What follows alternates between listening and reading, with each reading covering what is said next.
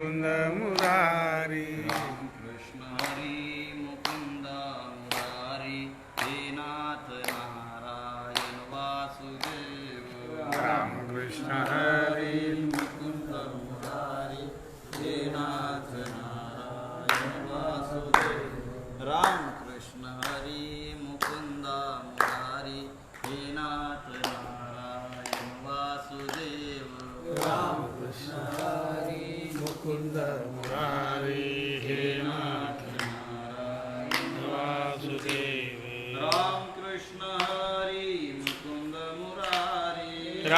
कृष्ण हरी मुकुंद मुरारी राम कृष्ण हरी मुकुंद मुरारी राम कृष्ण हरी मुकुंद मुरारी राम कृष्ण हरी मुकुंद मुरारी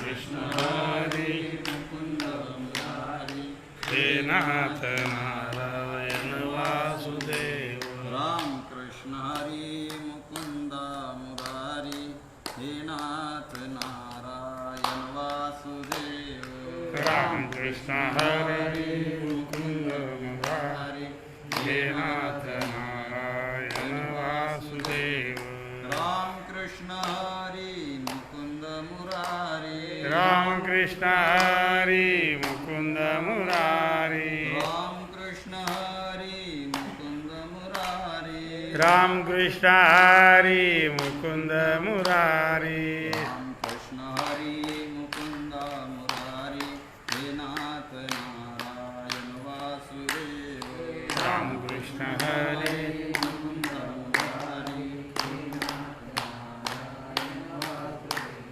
राम कृष्ण हरी मुकुंद मुरारी हे नाथ नारायण वासुदेव राम कृष्ण हरी मुकुंद मुरारी हे नाथ वासुदेव सुंदरी कवरदारी श्री ज्ञानदेव तुकार दत्तात्रय जनार्दन स्वामी एकनाथ मुक्ताबाई की माऊली ज्ञानेश्वर महाराज जगद्गुरु तुकाराम महाराज सद्गुरु झेंडूजी महाराज सद्गुरु मुकुंद महाराज सद्गुरु सखाराम महाराज की संतन की सोमेश्वर भगवान की जय वक्रतुंड महाकाय सूर्यकोटि समप्रभ निर्विघ्नं कुरु मे देव सर्वकार्येषु सर्वदा वर्णानाम् अर्थसंधानां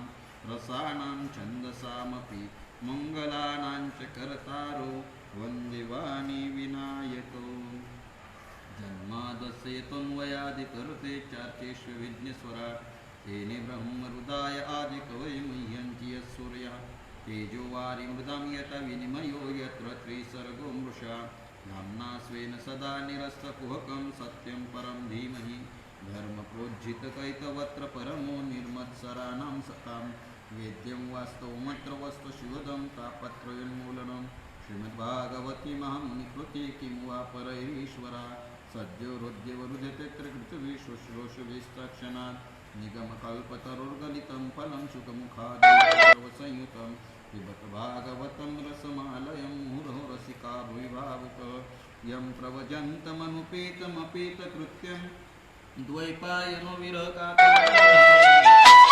विरहकातन्महितया तरो विनेदु तं सर्वभूतहृदयं मुनिमानतोऽस्मि नारायणं नमस्कृत्यं नरं चैव नरोत्तमं देवीं सरस्वतीं व्यासं ततो जयमुदीरयेत् गुरुर्ब्रह्मा गुरुर्विष्णु गुरुर्देवो महेश्वरः गुरुर्साक्षात् परब्रह्म तस्मै श्रीगुरुवे नमः महायोगपीठे तटे भीमरथ्यां वरं पुण्डरीकाय दातुं मुनीन्द्रैः समागत्य तिष्ठं तमानन्दकन्दं परब्रह्मलिङ्गं भजे पाण्डुरङ्गम् मुक्ताबाई नमो त्रिभुवनपावनी अदत्रे जननी देवांची मस्तकै पायावरी या वारकरी संतांच्या शरण शरण एकनाथा पायी माथा ठेविला नका पाहू गुण दोष झालो दास पायांचा आता उपेक्षिता मज तरी लाज कवनासी नका पाहू गुण दोष झालो दास पायांचा तुका म्हणे भागवत केले श्रुत सकळा नका पाहू गुण दोष झालो दास पायांचा जयांचे केलिया स्मरण होय सकळ विद्यांचे अधिकरण हेची वंदू श्रीचरण श्रीगुरूंचे ते नमस्कारुणी आता अहमेवासमेवाग्रे नान्यद् यत् सदसत्परं पश्चादहं यदेतश्च यो वसिष्येत स्वस्म्यहं ऋतेर्तं यत् प्रतीयेत न प्रतीयेत चात्मनि तद्विद्यादात्मनो मायां यथा भासो यथा तमः यथा महांची भूतानि भूतेषु चावचेष्वनु प्रविष्टान्यप्रविष्टानि तथा तेषु न तेष्वम् एतावदेव जिज्ञास्यं तत्त्वजिज्ञासुनात्मनः अन्वयमेते काव्यं यत्स्यात् सर्वत्र सर्वदा गोपाल कृष्ण भगवान की जय श्यामावदाता शतपत्रलोचना त्रिशङ्गवस्त्रासुरुचस्सुपेशः सर्वे चतुर्बाहव उन्मीषन्मणि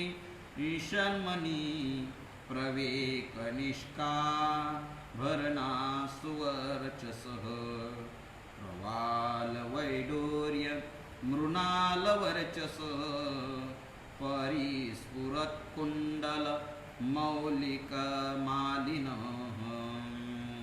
भ्राजिष्णुभिर्परितो विराजते लसद्विमानावलिभिः महान्नाम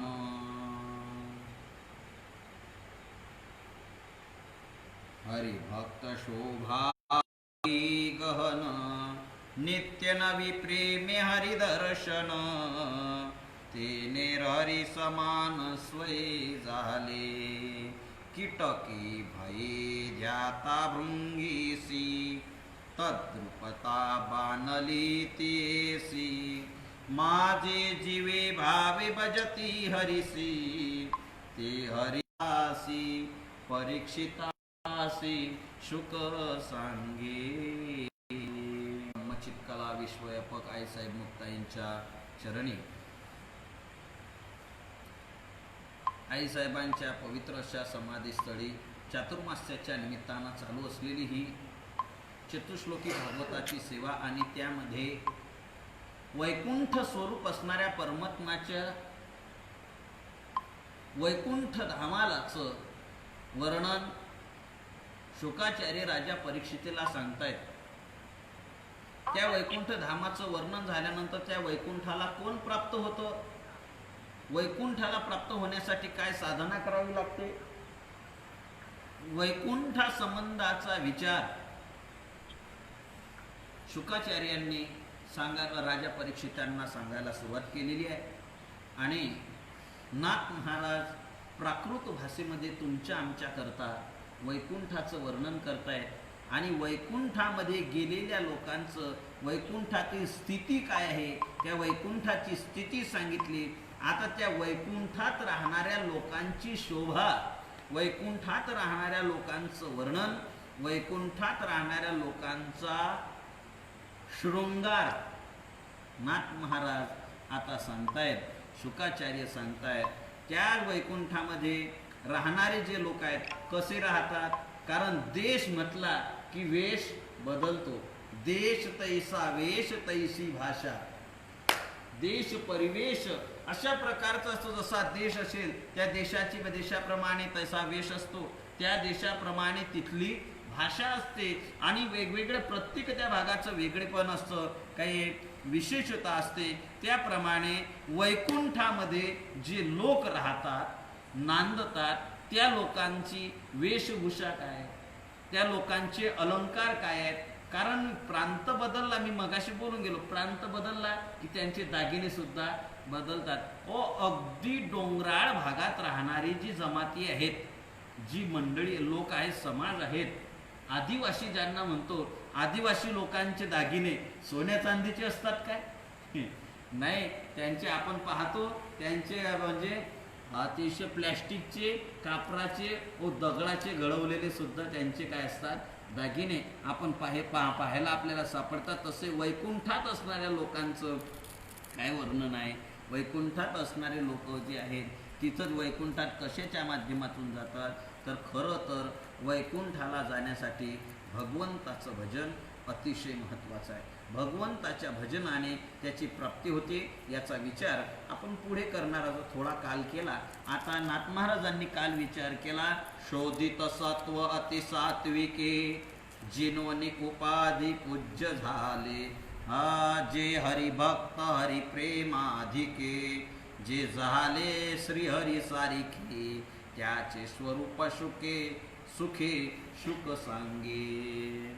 अतिशय प्रेमोल्लासित होऊन अतिशय सुखाने आनंदाने शुकाचार्य राजा परीक्षितला सांगतात, ज्यांनी आपल्या जीवनामध्ये सत्वाचा मार्गावर चालले. शोधित म्हणजे शोध, याच्यामध्ये शोध घेणे, शोध घेतला त्या मार्गाने ते चालले आणि त्या मार्गाने जाऊन सात्विक वृत्तीने जे हरिभक्त हरिप्रेमाधिके, प्रेमाधिक्याने हरीच्या पावडते झाले, प्रेमाने परमात्म्याला आपलंसं केलं आणि त्यातून जे झाले हरीचे सारिखे, भगवंताच्या सारखेच झाले. कारण भगवंताचं जर भजन केलं तर भगवंताचंच स्वरूप प्राप्त होतं.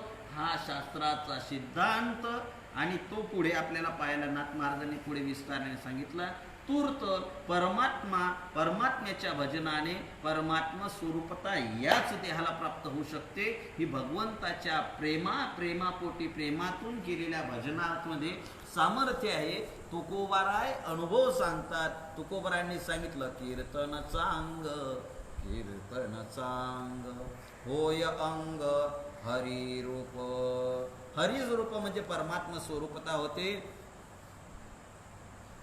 आणि अजून पुन्हा तुकोबरा सांगतात, ब्रह्मीभूत काया होत से कीर्तनी, भाग्य तरी ऋणी देवा ऐसा. देव ऋणी होतो तो भाग्य तरी ऋणी देव ऐसा परमात्मा होतो. परंतु ब्रह्मभूत काया होत से कीर्तनी सती सप्तमी, कीर्तनाने म्हणजे सतत कीर्तन केल्याने, पण कशी प्रेमपूर्वक, प्रेमाने. आणि ते प्रेम कोणावरचं? भगवंतावरचं.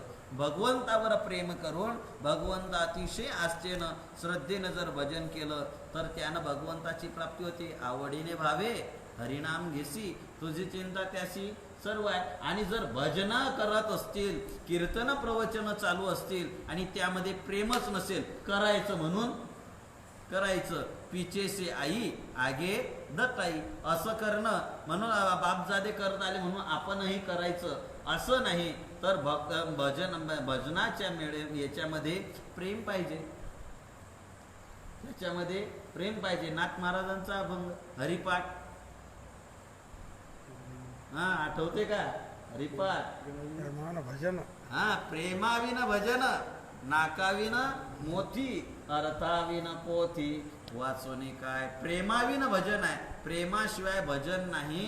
जसं प्रेमाशिवाय भजन होऊ शकत. नाकीविन मोती, मोत्याला नाकच नसलं म्हणजे छिद्रच नसलं काय उपयोग आहे? तर तो वोवता येत नाही. अशा प्रकारचा नाकीविन मोती, अर्थाविन पोथी, वाचोनी काय. म्हणजे भजन प्रेम असेल, भजन असेल तर महत्वाचं आहे. म्हणून त्या प्रेमयुक्त भजनाने ते झाले हरीचे सारिखे, परमात्म्यासारखे झाले. आता ते परमात्म्यासारखे झाले असं जर आहे भगवंताच्या भजनाने, मग परमात्म्यासारखे झाले तर परमात्मा श्रीहरी कसा आहे हा प्रश्न निर्माण होतो ना. आम्ही श्रीहरीच अजून डोळ्यानं पाहिला नाही, तर मग तो श्रीहरी कसा आहे तो सांगा. आणि त्याच्यासारखे हरिभक्त कसे झाले ते सांगा. मग शुकाचार्य सांगतात, राजन सांगतो ऐक, लक्ष देऊन ऐक. श्यामा त्या भक्तांचं, ते भक्त कसे झाले, परमात्मा कसा आणि भक्त हरिभक्त हरीसारखे कसे झाले त्याचं वर्णन करताना शुकाचार्य सांगतात, श्यामा वदता शतपत्रलोचना विशंगवस्त्रासुरुच सुपेशः सर्वे चतुर्बावा उन्मेषमणि प्रवेकनिष्कारण भरणा सुवर्चसः प्रवालवैडूर्य मृणालवर्चसः परिस्फुरत कुण्डल मौलिमालिनः भ्राजिष्णुर्भिर्भ्राजिष्णुर्वीर्य परितो विराजते लसद्विमानावलिभिर्महात्मना. जोड 1.5 श्लोक सांगितला. आता इथून गंमत अशी झालेली आहे, याच्यामध्ये श्रीमद भागवतातले जे श्लोक आहेत ना, या श्लोकामध्ये आणि या माझ्यासमोर जी ही चतुश्लोकी भागवताची आहे, श्लोक तेच आहेत, परंतु गंमत अशी आहे, यामध्ये चिंतन करत असताना या प्रतमध्ये एक आता 11व्या श्लोकापासून 12व्या श्लोकाचं पहिलंच टूक घेतलंय. अर्धा श्लोक पहिले घेतला आणि अर्धा श्लोक दुसऱ्या टप्प्यामध्ये टाकला. असं जोडजोड 19 श्लोकापर्यंत चालू आहे. आणि 20वा जो श्लोक आहे तो स्वतंत्र श्लोक घेतला. आता हेच आहे, आता 12व्या श्लोकातला पूर्वार्ध घेतला, उत्तरार्ध पुढे चिंतनाला आहे. चिंतन प्रत्येक श्लोकाचं प्रत्येक पदाचं नाथ महाराजांनी केलं, परंतु गंमत अशी आहे, त्याच्यामुळे काय त्याच्यात अर्थदृष्टीने नाथ महाराजांनी याचा विचार आपण करायचा, एवढा बारक्यात मी काही अजून चिंतन पाहिलं आहे ते. तर असं चिंतन इथं याच्यामध्ये माझ्या जो प्रत आहे आणि आपल्यासमोर जी प्रत उपलब्ध आहे त्या प्रतप्रमाणे आपल्याला चिंतन करावं लागणार आहे. आणि खरं तर ह्या प्रतीच आता शिल्लक म्हणजे उपलब्ध मिळत नाही, कारण मी बऱ्याच गुरुबंधूंकडे, तुम्ही शोध केला की बऱ्याच गुरुबंधूंकडे विचारलं, महाराज ते म्हणले महाराज एकनाथ महाराजांनी चतुश्लोकी भागवत लिहिलं आहे का, घ्या. म्हणजे त्यांना माहिती कसं आहे, आता ह्या प्रति प्रचलितच नाही, प्रकाशनच नाही, लोकांपर्यंत नाही, तर त्याला काय. आता हे किती सालचं जुनं, आता तुम्ही पाहता हा ग्रंथ किती जुना आहे. पुस्तकाचं पान जर या ग्रंथाचं मोडलं तर फाटेल, एवढा शिकस्त झालेला हा ग्रंथ महाराजांनी त्या काळात घेतलेला आहे. म्हणजे 53-54 साली घेतलेला हा ग्रंथ, त्याच्या अगोदरचं प्रकाशन हे असा जुना ग्रंथ आणि त्या काळातलं हे प्रकाशन आहे नाथ महाराजांच्या याच्यातलं. तर या प्रतीनुसार आपल्याला चिंतन करावं लागणार आहे, आपण चिंतन करणार आहोत. तर 11वा श्लोक घेऊन 12व्या श्लोकाचा पूर्वार्ध जो घेतलेला आहे याच्यामध्ये घेतलेला आहे, तर याचं आपण चिंतन करणार आहोत. नाथ महाराज त्या हरिदासांचं, हरिभक्त कसे आहे हरीसारखे त्याचं वर्णन करतात. श्यामावदता अन्वय, श्यामावदता शतपत्रलोचनः पिशंगवासासुरुचः सुपेशवशसः सर्वे चतुर्बाहवः उन्मीष मणि प्रवेक निष्काभरणा सुवर्चसः प्रवाल वैडूर्य मृणाल वर्चसः परिस्फुरत कुण्डल मौलिमालिनः महात्मनां भ्राजिष्णुर्भिः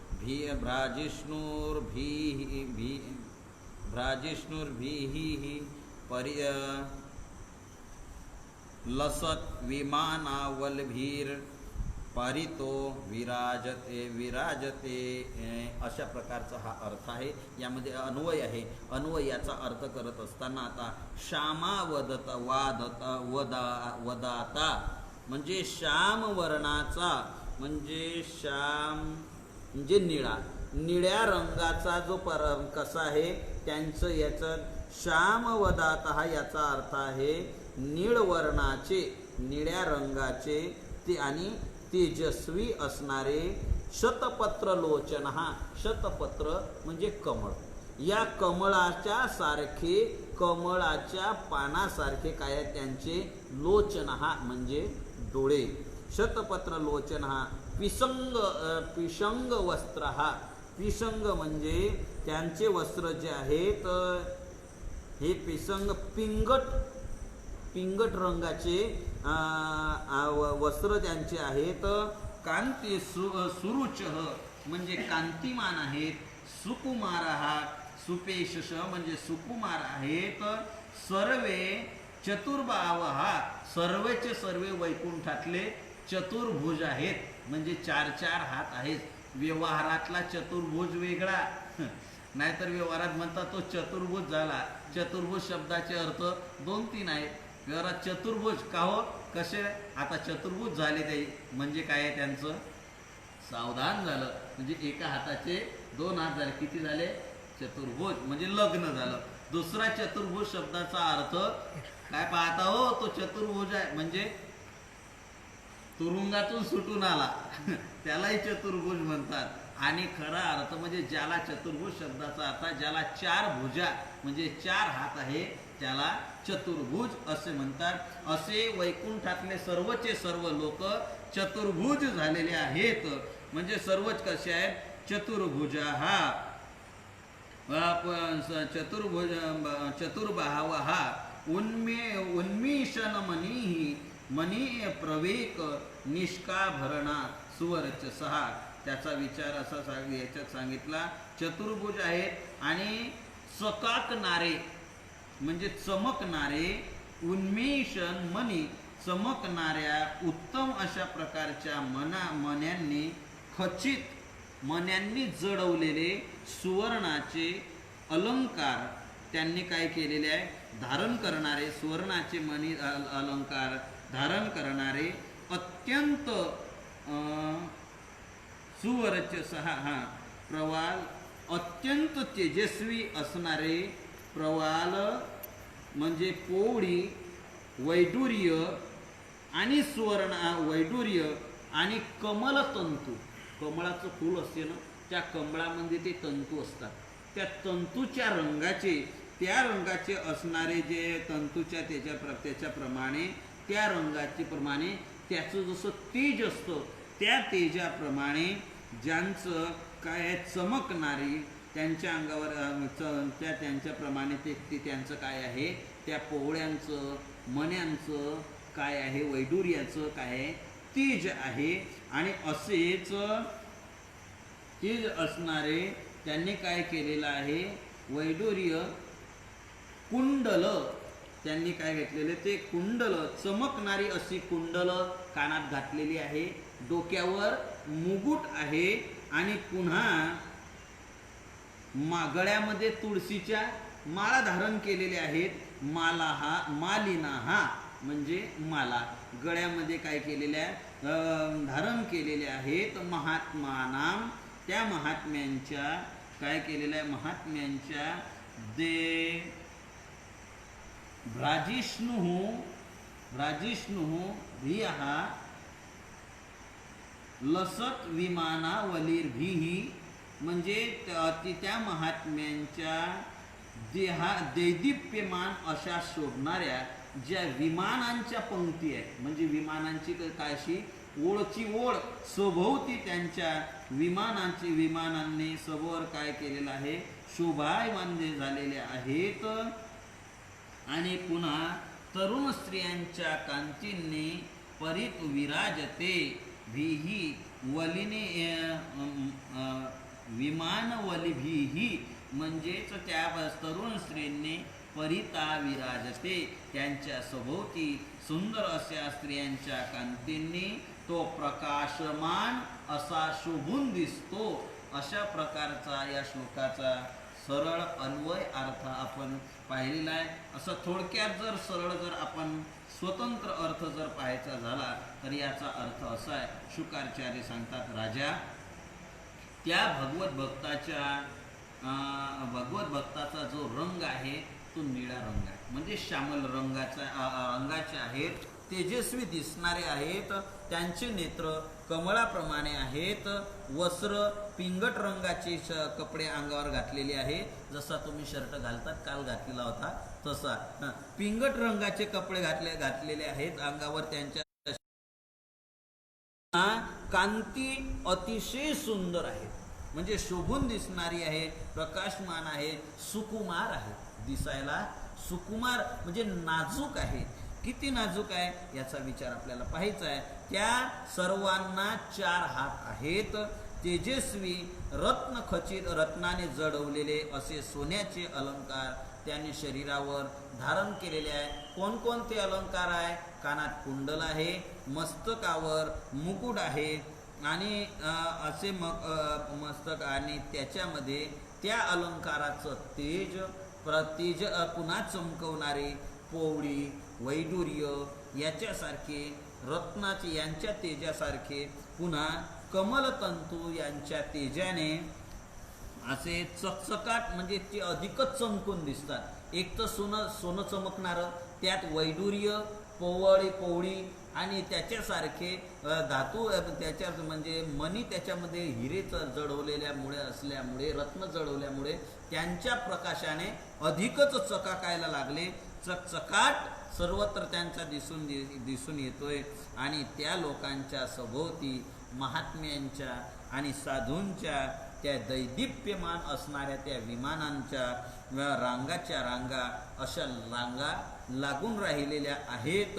पुन्हा त्याच्याच तरुण त्यासारख्याच तेजस्वी मकरकुंडल मुकुट धारण केलेल्या तेजस्वी अलंकार धारण केलेल्या स्त्रिया सुद्धा त्यांच्या सोबती राहून अतिशय चमकतात, चमकून दिसत आहेत.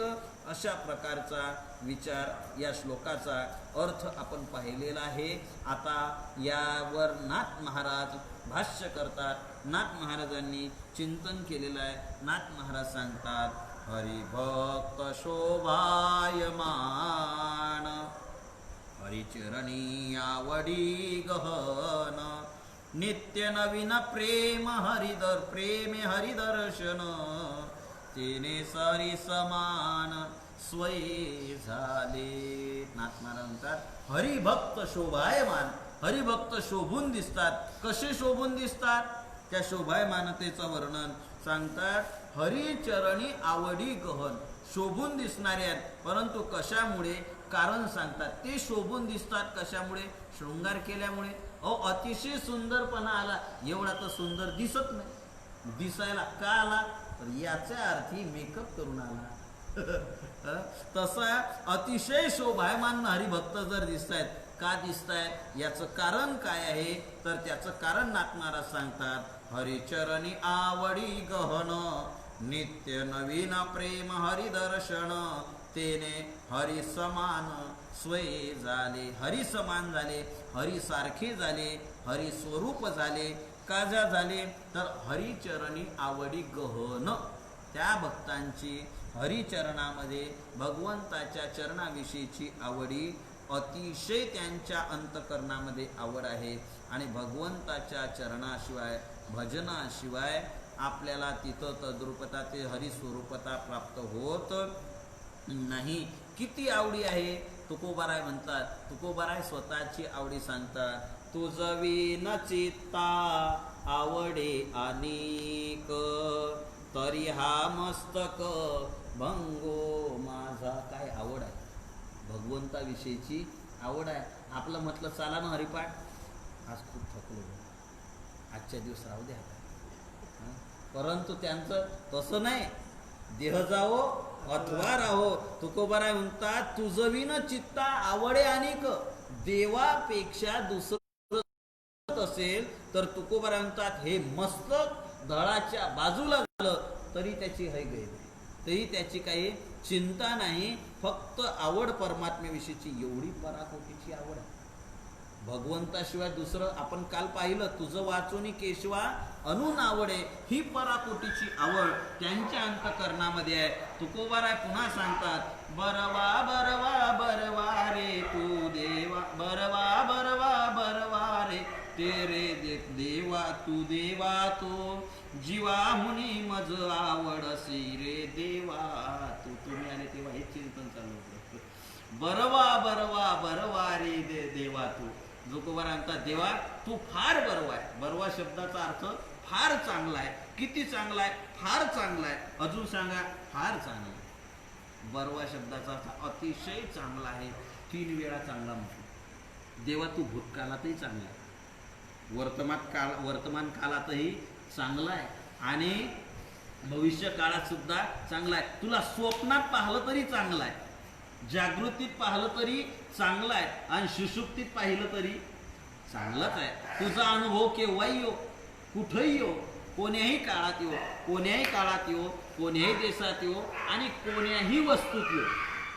देश काल वस्तू आणि पदार्थ या देश काल आणि पदार्थ याच्यामध्ये तिन्हीमध्ये सुद्धा परमात्मा शब्द संतांना एवढा आवडला, ज्ञानोबरांना खूप खूप आवडला हो. परवा शब्द बरवाओ हरी बरवाओ, आपण रोज म्हणतो तुहा विठ्ठल बरवा, तुहा माधव बरवा. खूप चांगला आहे, अनेक प्रमाण मला देता येतील. तुकोबारा याच चरणामध्ये सांगतात बरवा बरवा बरवा. देवा तू देवा कसा आहे, तू बरवा आहे, खूप चांगला आहे, खूप चांगला आहे आणि खूप चांगला आहे. आणि म्हणून तू चांगला असल्यामुळे जीवा होणे आवडसी जीवा रे देवा. तू देवा जीवाहून सुद्धा मला आवडणार आहे. ही आवड त्यांच्या भक्ताच्या अंतकरणातली आहे.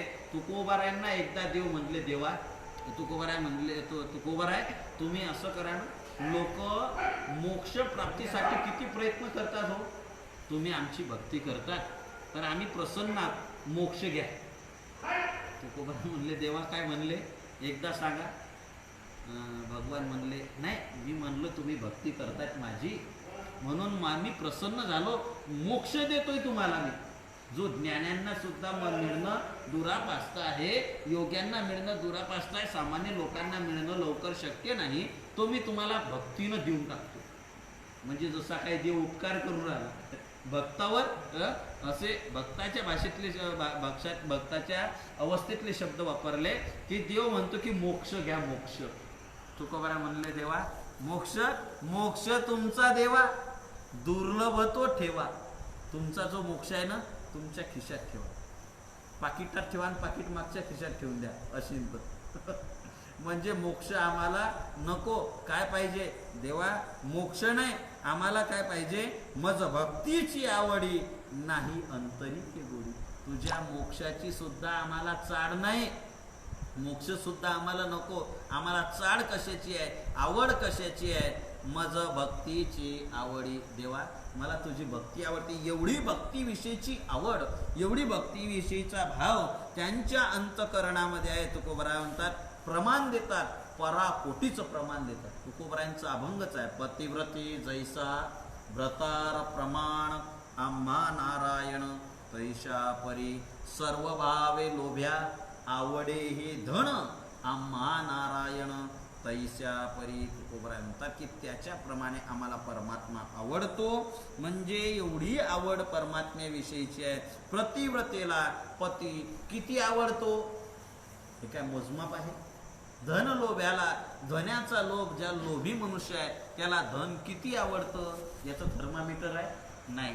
तसं त्याप्रमाणे तुकोबाराय म्हणतात त्या तेवढी आवड आमच्या अंतकरणात या परमात्म्याविषयीची आहे. म्हणून तुकोबाराय सांगतात, तुकोबारायने सांगितलं आणि त्याचा परिणाम काय झाला.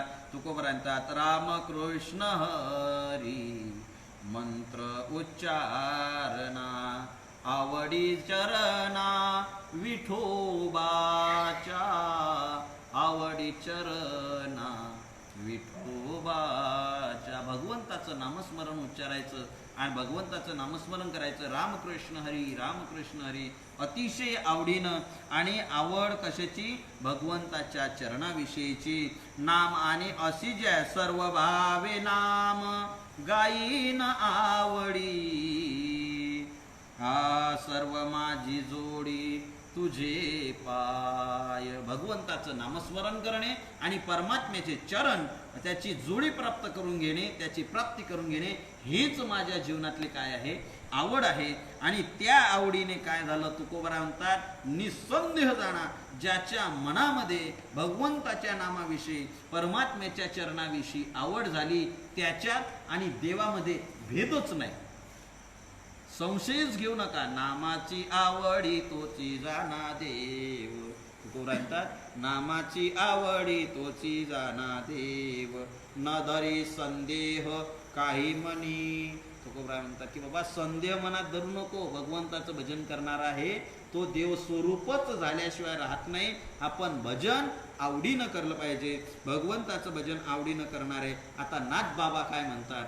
नाथ बाबा म्हणतात आत्मा परम प्रिय हरी, त्याची नामाचीच दृढ हर्ष भारी, नित्य नवी आवडवरी, सबाह्य अभ्यंतरी हरी प्रगटे. नाथबाबा म्हणतात की आत्मा परमप्रिय हरी. परमात्मा, आत्मा हा परमात्मा स्वरूप आत्मा हा स्वतःना सर्वांना प्रिय आहे. परमात्म्याशिवाय दुसरं प्रिय गोष्ट माणसाला कुठलीच नाही. आत्म्याशिवाय दुसरे कोणाला आवडत नाही. या आत्म्याच्या अनुषंगाने इतर गोष्टी आवडतात. खरा जर विचार केला तर आपली जी आवड आहे ना, ही सर्व व्यभिचारी आवड आहे. प्रपंचातली आवड ही व्यभिचारी आहे आणि परमार्थातली परमात्म्याविषयीची आवड ही अव्यभिचारी आहे. परंतु आपण आपल्यासाठी जरी करत असलो तरी त्याचा विचार आपण भौतिक दृष्टीनेच पाहतो. माणसाचं खरं प्रेम हे आत्म्यावर असतं. उपनिषदामध्ये फार सुंदर चिंतन आलेलं आहे. आपल्याला तिकडं गेलो तर आपला विषय पांगत जाईल. उपनिषदात सांगितलं यम आत्मा परम प्रेमास्पदम. हा आत्मा जो आहे हा परम प्रेमाचा जो स्वरूप आहे तो सीमा तो माऊली भेटे आत्मा. ज्ञानोबराय म्हणतात प्रेमाची प्रियाची परमसीमा, शेवटचं टोक प्रेमाचं जर काही असेल तो माऊली भेटे आत्मा. तो आत्मा जो आहे तो आत्मा प्रेमाची परमसीमा आहे आणि त्या आत्म्याविषयीचं प्रेम आत्मा परमप्रिय हरी. आणि तो परमात्मा कोण आहे? आपलं स्वरूप आहे. तुका म्हणे निज रूपडे हे तत्वबीज. परमात्मा आपलंच स्वरूप आहे. आपण परमात्मा स्वरूपच आहोत. अशी परमप्रिय जे हरी आहे त्याची नाम कीर्तीचा हर्ष भारी. त्याच आत्म्याचा, त्याच परमात्म्याचा नामाचा आणि कीर्तीचा अतिशय हर्ष, अतिशय उल्हास आणि त्यानं नित्य नवी आवड, सबाह्य अभ्यंतरी नित्य नवी आवड वरी. पुन्हा ते भजन कीर्तन करत असताना नित्य नूतन आवड आहे. कशी आवड आहे? वर्षा काळी सरिता चढो लागी पंडू सुता, तैसी नित्य नूतन देखा. काय? तैसी नित्य नूतन देखा.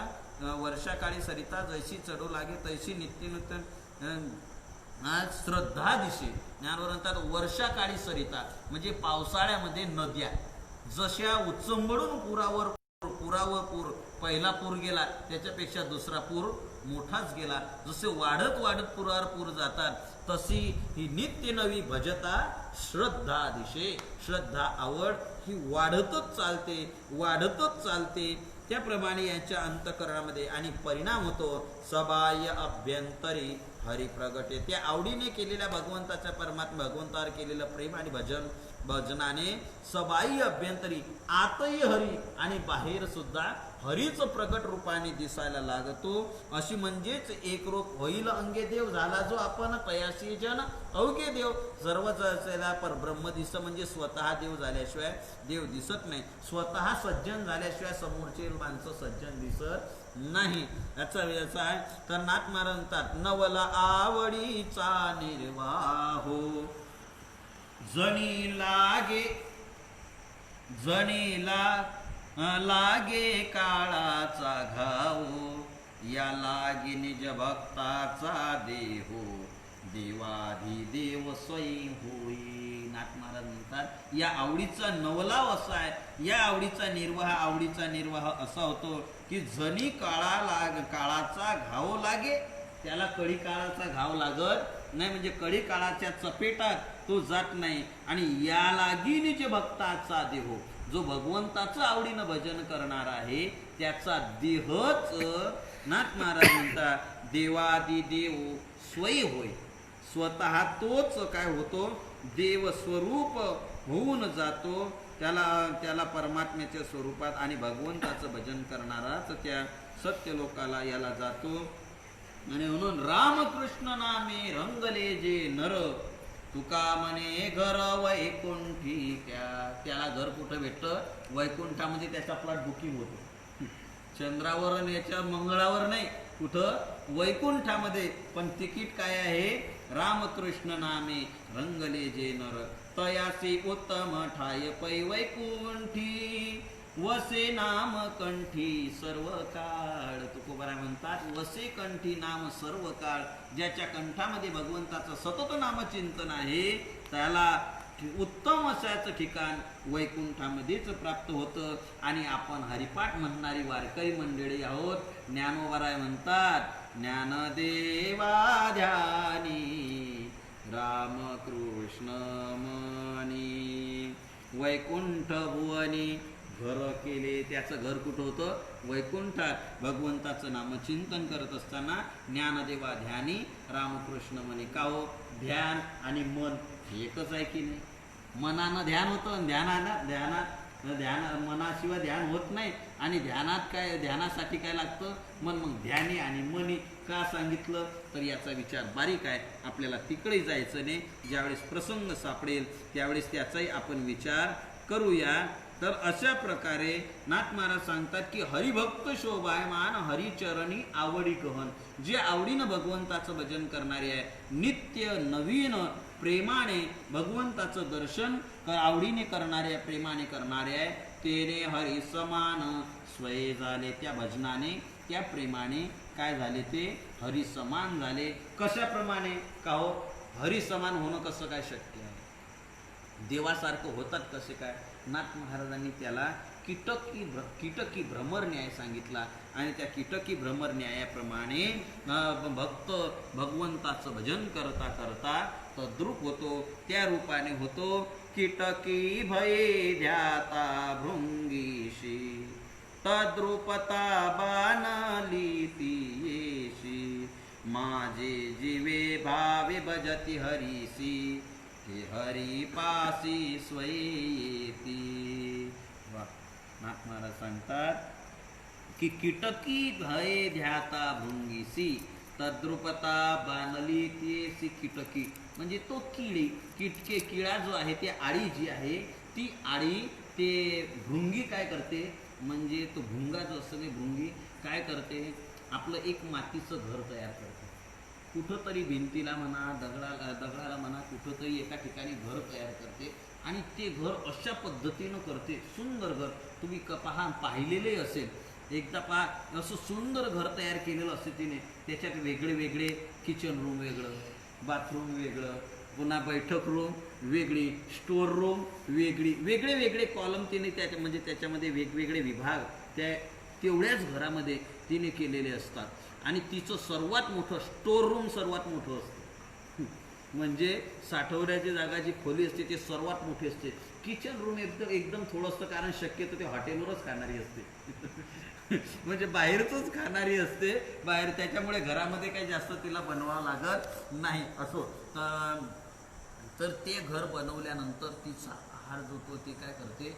एक आळी, बाहेरची आळी उचलून आणते आणि त्या घरात ठेवते. आणि येता जाता घरात आल्यानंतर त्या आळीला टोचा मारते, तिला चावा घेते. आणि चावा घेतल्यामुळे ती आळी अशी भयभीत होते. आणि भयभीत झाल्यानंतर एकदाच होते, दुसरं होते, तिची सहन करण्याची. आणि ती मग तिला भीती वाटते. एकदा वाटलं ते म्हणते जाऊ द्या, एकदा झालं. दुसरं नाही येते, तिसरं मग तिला भीती वाटते. आता आळी येईल, आता भिंगोरटी येईल आणि आपल्याला चावा घेईल.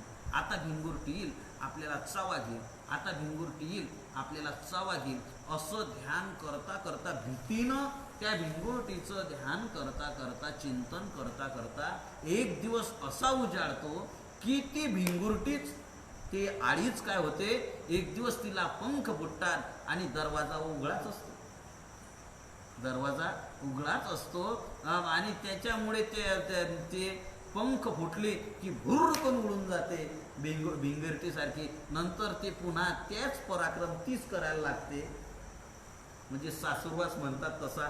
ज्या सुनेने सासूरवास भोगला ती पुन्हा सासू होतेच, आणि ती सासू झाली की आपल्या सुनेवर सासूरवास करते. तशी भिंगुरटी जी अळी झालेली असते, ती अळी झालेली भिंगुरटी पुन्हा घर बांधते आणि पुन्हा आळी करते. म्हणजे अशा भिंगुरटी आळीची भिंगुरटी अशी त्या आळीची जशी भिंगुरटी होते.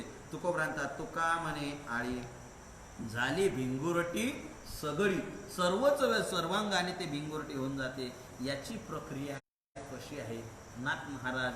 आता हे मी नुसतं शब्दात सांगितलं, याला प्रमाण आहे का?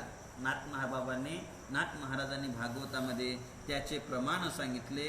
याचा विचार नाथ महाराज सांगतात. चिंतिता कीटकेची होनी ते उठी, तैसात उठी होय निज दृष्टी निज तत्व. नाथ महाराज भागवतात उद्धवाला परमात्मा सांगतात की ती भिंगुरटी जसं कीटकीचं चिंतन करते त्याप्रमाणे तू माझं चिंतन कर, म्हणजे माझ्या स्वरूपाला प्राप्त होशील. हा उपदेश 7व्या अध्यायामध्ये नाथ महाराज उद्धवाला सांगितला. नाथ महाराज पुन्हा सांगतात.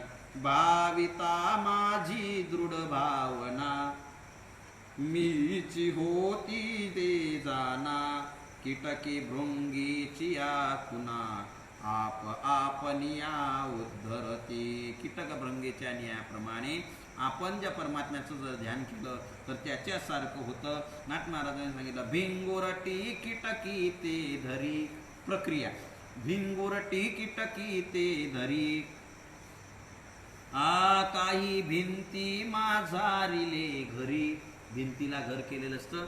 भिंती माझारिले घरी, ते मरण भये ध्यान करी, निरंतरी ध्यान करी निरंतरी भ्रमरीचे. मरण भय मी अर्थ सांगितलेलाच आहे, त्याच्यामुळे ओव्या सरळ वाचून जाणार आहे.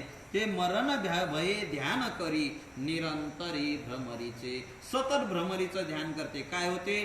तेने तीव्र ध्यान ते किटी, हो ठाके भिंगुरटी, गगनी चढे उठा उठी, प्रत्यक्ष दृष्टी देखिजे. हे तर आपण सर्व डोळ्यानं पाहतो. आळीची भिंगुरटी होते त्या याने तीव्र ध्यानाने, हे आपण डोळ्यानं पाहतो. पण का भिंगुरटी जड असंत. भिंगुरटी कशी आहे? जड आहे, असंत आहे.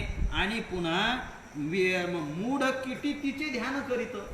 मूर्ख असणारे ते तिला कुठं तिच्या मनात असते काय की आपण भिंगुरटी व्हायचं म्हणून नाही. पण मूर्ख मूढ बुद्धीतून ते भीतीतून त्याचं ध्यान करते. तेने तद्रुपता प्राप्त, तैसा भगवंत तवनो आहे.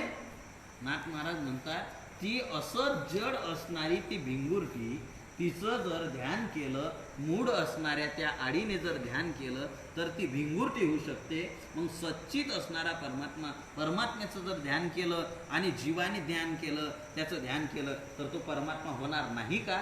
होतोच. त्याच्याकरता पुढे सांगतात तो अजड चिदरूपता, चिदरूप सुखदाता, ज्ञाता अधिकारी ध्यान करिता, ते तद्रूपता पावता, विलंबू सर्वथा पै नाही. नाथ महाराज म्हणतात तो परमात्मा अजड आहे, चेतन स्वरूप आहे, चित स्वरूप आहे आणि सुखदाता आहे. तो काय दुःख देणार आहे? ती भिंगुरटी तरी त्या आडीला काय करते? चावा घेते, दुःख देते. परमात्मा सुखदाता आहे. परमात्मा कसा काय देणार आहे? सुख. विटेवरी ज्याची पाऊले समान, तोची एक दान शूर दाता. शूर दाता आहे, दाता आहे, परंतु दान कशाचं देतो? आनंदाचं देतो, सुखाचं दान देणारा आहे. सुख देणारा तो परमात्मा सुखदाता आहे.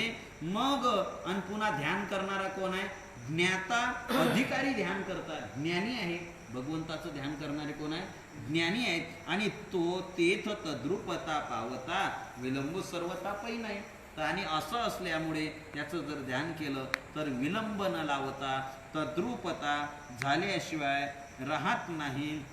नाथ महाराज म्हणतात ते तीव्र ध्याने न घडते घडे, विचारिता दोन्ही मुढे, उद्धरता भगवद रूपची असे, जडे जडे वेदिले.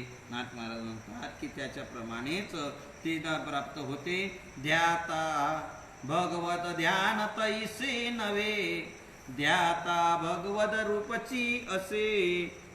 ध्यान ध्याने मात्र नासे, अनायसे तद्रूप. भगवत ध्यान तैसे नव्हे, कैसे नव्हे तर भ्रमरत्व जोडे. म्हणजे त्यानं काय होते की नाथ महाराजांनी सांगितलं भ्रमरत्व जोडे हे तीव्र ध्याने न घडे, घडते न घडे. म्हणजे तीव्र ध्यानाने भ्रमरत्व घडतं असं नाही, तर विचारिता दोन्ही मुळे. भ्रमरी सुद्धा मूढ आहे आणि कीटक सुद्धा मूढ आहे. परंतु तसं इथं नाहीये. काय भगवत ध्यान तैसे नव्हे, भगवत रूपची असे. ध्यान ध्याता भगवत रूपची असे. जो ध्यान करणार आहे तो सुद्धा कोण आहे? जीव रूपाने भगवंतच चालेल आहे. आणि त्याच्यामुळे अनायसे ते ध्याने भूत भ्रम मात्र नासे. अनायसे तद्रूप, फक्त त्याचा भ्रम झालेला असतो. जीवाचा काय झालेला आहे? फक्त भ्रम आहे, मी देव नाही. नाहीतर मुळामध्ये तो देव आहेच, फक्त भ्रम नाशे. आणि त्या भ्रमनाशातून काय होते तर तो हरिरूप पावतो. आणि नाथ महाराज म्हणतात, तोच भाव सांगतात, कीटकी भये ध्याता भृंगीसी, तद्रुपता बांधली तिसी. तद्रुपता जर बांधल्या जाते तर इथं नुसता भ्रमनाश आहे. माझे जीवे भावे भजती हरिसी, ते हरिरूपासी स्वयं येते. ते हरिरूपाला स्वतः प्राप्त झाल्याशिवाय राहत नाही, असा विचार नाथ महाराजांनी सांगितला. म्हणजे जे भजन भावे जीवाभावाने भजन परमात्म्याचं करतात. जुका म्हणे जीवभाव देवा पायी ठेवून या काही न मागती. जीवभाव परमात्म्याच्या चरणी सर्व भावाने परमात्म्याचं भजन करतात, परमात्म्याशी एकरूप होऊन जातात, जीवभाव परमात्म्याला समर्पण करतात आणि भजन करणारे ते हरिपासी स्वयेची होती, परमात्म स्वरूपता प्राप्त होते. आणि म्हणून नाथ महाराज म्हणतात, भजने पावले हरिरूपासी, म्हणून झाले वैकुंठवासी. या लागे त्याच्या स्वरूपासी, परीक्षिती पासे शुक सांगे. बाबा भजने पावले हरिरूपासी, भजन केल्यामुळेच ते हरिरूपाला प्राप्त झाले आणि म्हणून वैकुंठवासी झाले.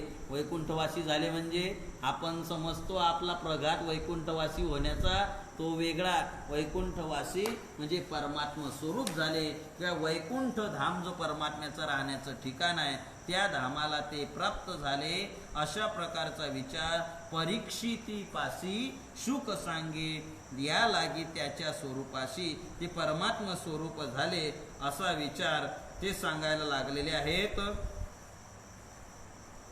आणि भगवान पुढे सांगतात, वैकुंठवासी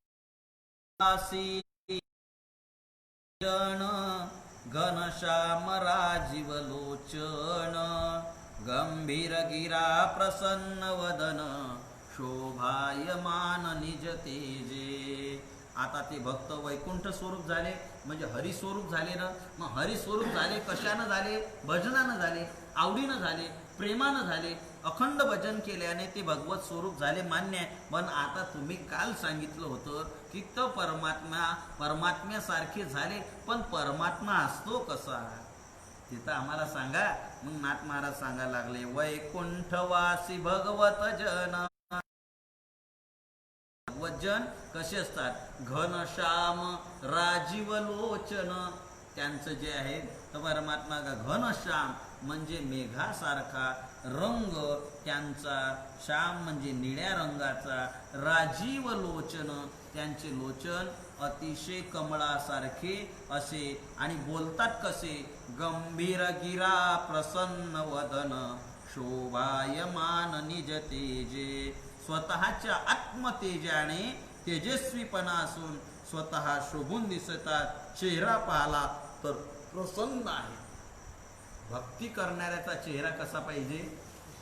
वैकुंठवासी गुरुवरे यादव महाराज सांगायचे, भक्ती करणाऱ्याचा चेहरा सतत गुलाबाच्या फुलासारखा फुललेला आहे, कमळाच्या फुलासारखा प्रसन्न दिसायला पाहिजे. नाहीतर भक्ती करतोय आणि चेहऱ्यावर पाहिलं का हो काय झालं का, तुमचं तोंड तर उतरलेलंच आहे, मिया रोते क्यू सुरतही वैसी आहे. हे वेगळं. फोडली गोवरी तैसा दिसे तोंडावरी. असं जर असेल भक्ती करून तर समजून घ्यावं काहीतरी कुठंतरी पाणी मूर्ते. भक्ती करणाऱ्याचा चेहरा प्रसन्नच पाहिजे. कारण भक्तीनं काय मिळते माणसाच्या जीवनात? तेने सदा चित्ता समाधान. भगवंताच्या भजनाने काय आहे? सदा समाधान आहे, समाधान प्राप्त होते. आणि म्हणून ते समाधान सदा नाम घोष करू हरिभक्ता हरिकथा तेने सदा चित्ता समाधान. भगवंताचं भजन करणाऱ्याचा चेहरा प्रसन्न राहतो. आणि म्हणून तुम्ही पहा, ज्यांच्या जीवनात सतत भगवंताचं चिंतन आहे ना, भगवंताचं नामस्मरण आहे ना, त्याच्याकडे पाहिल्यानंतर माणसाला क्षणभर को होईना समाधान वाटते. आणि वैकुंठवासी गुरुवारी महाराज ज्ञानोबारायांच्या भाषेत सांगायचे ज्याला पाहिल्यानंतर, ज्या व्यक्तीला पाहिल्यानंतर क्षणभर का होईना मनाला समाधान वाटतं, तो निश्चित समजावा हा भजन करणारा पुण्यवान महात्मा आहे, सज्जन आहे, दर्शने प्रशस्ती पुण्य पुरुष. ज्ञानोबा सांगतात. आणि आपल्याला बरेचसे अनुभव येतात की एखाद्या माणसाला पाहिल्यानंतर सहज अगदी दुःखातून आले तरी त्याला जर पाहिलं तर चेहऱ्यावर समाधान. काय सांगावं तुम्हाला, असे अनुभव आहेत, असे अनुभव आलेले आहेत. काही लोकांना मैतीला गेल्यानंतर पाहिलं, त्यांच्या घरातली मैत झाली सगळ्यातली, त्यांना जर पाहिलं तर त्यांना पाहिल्यानंतर समाधान वाटतं आणि त्यांचा चेहरा सुद्धा प्रसन्न वाटतो. कशाचं तेज आहे? त्याला दुःख झालं नाही, काय झालं, परंतु त्याच्या भक्तीचं तेज आणि भक्तीची प्रसन्नता, त्याच्या खऱ्या चित्तातली खरी प्रसन्नता त्याच्या बाहेर उमटते. आत आहे ते बाहेर शरीरावर सुद्धा प्रगटून दिसते. म्हणजे नाथ महाराज म्हणतात गंभीर गिरा प्रसन्न वदन. बोलत असताना त्यांच्या बोलण्यामध्ये, त्यांच्या वक्तृत्वामध्ये सतत गांभीर्य असतं. विषयाचं जे गांभीर्य असतं ते गांभीर्य त्यांच्या वक्तृत्वामध्ये न सतत दडलेलं असतं. आणि आत्म्याच्या निज तेजाने ते सतत शोभायमान दिसतात. मुकुटम कुंडले मेखला गळा आपा दरुडे वनमाळा कासे कसिला सोनसळा जेवी मेघमंडळा माझी वीज. आता हे जे आहे ना, भगवंताचं आणि भक्ताचं एकच वर्णन आहे. कारण हरितैसे हरीचे दास, तर परमात्मा आणि भक्त वेगळे नाही. ते हरितेची संत, संततेची हरी. अजून एक आहे देवते संत निमित्त त्या प्रतिमा. धन्य पुण्य रूप कैसा झाला संसार देवानी भक्त तुझ्या नाही विचार. जुनी चाल आली हो, एवढी जुनी चाल फार लहानपणी ऐकायचो आम्ही. देवानी भक्त तुझ्या नाही विचार धन्य पुण्य रूप कैसा झाला हा संसार देवानी भक्त तुझ्या नाही विचार. आमचे मामा, चुलत मामा, आतीच्या घरचे मामा आमचे कीर्तनकार आहेत. ते म्हणायचे, ते वेगळ्या याच्यात म्हणायचे, ते वेगळं पद म्हणायचे. कशातलं आहे मला माहिती नाही बरं, पण लहानपणी ऐकलेलं आहे. ते पद नेहमी म्हणायचे, भाऊ तुझ्यासारखा भाचार माझा नांदे गोकुळासी. असं ते काहीतरी असं म्हणायचे. ते याला कृष्णाला म्हणजे कंसाचे याच्यामध्ये कंसाचे तोंडातले शब्द ते म्हणायचे. आता मला पूर्वार्धाने आठवण आला त्याचा, जाऊ द्या, आपला विषय तो नाही आहे. सहज आला, आठवलं तर सांगू कधीतरी शेवटी. तर इथं भगवंताचं आणि भक्ताचं एक रूपाने वर्णन आहे. जसं कारण भगवंत भक्तरूप झालेले आहे. भगवंताचं सुद्धा मुकुट कुंडले मेखला, म्हणजे त्यांच्या मुकुटावर केव्हाही डोक्यावर काय आहे? मुकुट आहे. हो, आपल्या देवी देवतांचे फोटो पाहावं तुम्ही.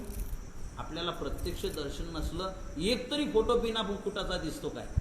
म्हणून आपल्या धर्मामध्ये डोक्यात टोपी घालायची हे आहे, पण आज टोप्याच दिसत नाही. आमचे वैकुंठवासी गुरुवरे पांडुरंग बाबा वैद्य मृदुंग महर्षी, त्यांना एवढी चीड होती ना, बोळखं राहायची. तुम्ही म्हणाल महाराज प्रवचन तुमच्या इथं डोक्यावर दिसत नाही, तर असे आहे पूर्वीपासून याच्यामध्ये. तर टोपी त्यानं डोक्यावर, ते म्हणत डोक्यात टोपी त्याच्या तेव्हाच नसते जेव्हा त्याला सुतक पडलं.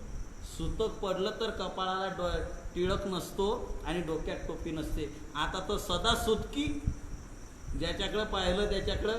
हो, आमची कीर्तनकार मंडळी सुद्धा आता ते कुंकू लावायला आता सर्वांना एकदम नित्यानं पाहायचं याच्यात नाही, पण कमीत कमी तुम्ही ऑनलाईन प्रवचनं करतात तर संप्रदायाचे म्हणून तर ऊर्ध्व पुंड्र लावून प्रवचन करा बाप हो. हे टीका लावून देतात, टिकला तर टिकला नाही तर हुकला. म्हणजे ऊर्ध्व पुंड्र भाळ कपाळाला ऊर्ध्व पुंड्र सुद्धा लावत नाही हो. नित्याचं याला नुसता टिरा लावलेला असतो. आपल्या देवी देवता डोक्यावर मुकुट असतो, डोक्यावर मुकुट आहे, कमरेला मेखळा, कमरपट्टा आहे, गळा आपद रुळे वनमाळा, गळ्यामध्ये वनमाळा घातलेली आहे, तुळशीची माळा, वैजयंतीची माळा आहे. आणि ती माळ कशी आहे? आपाद, म्हणजे पायापर्यंत, नाही ते बेंबीपर्यंतच येतात काय काय हार. एका ठिकाणी तर हार गळ्यात घातला, कसा घातला त्याचं त्याला नाही. काढताना मला असं वाटत होतं की आता काय गळा फाटतो का तुटतो का आपला, म्हणजे गळ्यातून सुद्धा निघत नव्हता. फेटा काढावा लागला, नंतर गळ्यातला हार काढावा लागला, एवढा असा याच्यातला. तर असे हार नाही, तर गळा आपाद म्हणजे पायापर्यंत, गळ्यात घातल्यानंतर पायापर्यंत एवढी लांब लचक माळ त्यांच्या गळ्यामध्ये. पाहते श्रील प्रभुपादांचे चित्र व त्यांचे चरित्रामध्ये त्यांचे चित्र पाहिले ना आपण, तर त्यांच्या याच्यामध्ये गळ्यामध्ये वा अशाच माळा लांब लचक दिसतात आपल्या देवी देवतांचे, आपले वैष्णव संप्रदायाचा तोही. तर त्या म्हणजे अजून सुद्धा इस्कॉन हरिराम हरे कृष्णा त्यांचे अजून सुद्धा गळ्यात कधी माळा त्यांच्या असल्यानं त्यांच्या लांब माळा पा किती लांब लांब लांब लांब असतात. तुळशीच्या ह्या माळा सुद्धा आपल्याला तर लाज वाटतात हो.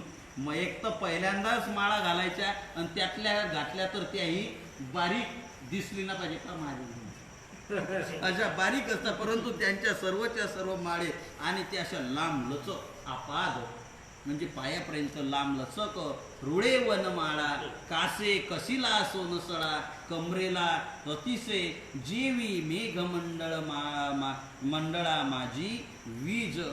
आकाशामध्ये ढग यावे आणि ढग आल्यानंतर ते खळखळात त्यांचा घर्षण झाल्यानंतर वीज चमकावी, जशी तेजस्वी ती वीज चमकते त्याप्रमाणे या भगवंताच्या कमरेवर कासे कसिला सोनसळा अतिशय पिवळा धमक कांतिमान प्रकाशमान असणारा पिवळा रंगाचा पितांबर त्यांच्या काशीला असतो. महाराज अजून कसे असतात ते आम्हाला सांगा, ते सांगता सांगतो. परंतु आता आजची वेळ संपली. उद्याच्या दिवशी त्यांचं स्वरूप कसं आहे, पुन्हा त्यांच्या शरीराच्या कसं वर्णन आहे ते वर्णन नाथ महाराज पुढे सांगणार आहेत. त्याचा विचार आपण उद्याच्या प्रवचनात करू. आजची वेळ आपली समाप्त झालेली आहे. आजीची सेवा आईसाहेब मुक्ताईंच्या चरणी, श्री गुरूंच्या चरणी, ईश्वराच्या चरणी समर्पित करून आजच्या प्रवचन सेवेला, आजच्या वाणीला आपण विसावत आहोत. पुन्हा हरीचं आणि हरिभक्तांचं स्वरूप कसं असतं त्याचा विचार आपण उद्याच्या दिवशी करणार आहोत. नियमाप्रमाणे ज्ञानोबा तुकोबाचं आईसाहेबांचं भजन करू आणि थांबू. कुंडलिक वरदारी विठ्ठल श्री ज्ञानदेव तुकाराम, दत्तात्रय जनार्दन स्वामी एकनाथ मुक्ताबाई की जय. श्री ज्ञानदेव श्री तुकाराम, श्री ज्ञानदेव श्री तुकाराम, श्री ज्ञानदेव श्री तुकाराम, श्री ज्ञानदेव श्री तुकाराम, ज्ञानदेव श्री तुकाराम, श्री ज्ञानदेव श्री तुकाराम, श्री ज्ञानदेव श्री तुकाराम, श्री ज्ञानदेव श्री तुकाराम, श्री ज्ञानदेव श्री तुकाराम, श्री ज्ञानदेव श्री तुकाराम, श्री ज्ञानदेव श्री तुकाराम, श्री ज्ञानदेव श्री तुकाराम, श्री ज्ञानदेव श्री तुकाराम, श्री ज्ञानदेव श्री तुकाराम, श्री ज्ञानदेव श्री तुकाराम, श्री ज्ञानदेव श्री तुकाराम, श्री ज्ञानदेव श्री तुकाराम, श्री ज्ञानदेव श्री तुकाराम. ज्ञानदेव श्री तुकाराम श्री ज्ञानदेव श्री तुकाराम मुक्ताबाई मुक्ताबाई आदिशक्ती मुक्ताबाई योग माया मुक्ताबाई ब्रह्मचित्कला मुक्ताबाई विश्वव्यापक मुक्ताबाई जगत्रजननी मुक्ताबाई श्री संत मुक्ताबाई दासा धाव द्यावा पाई मुक्ताबाई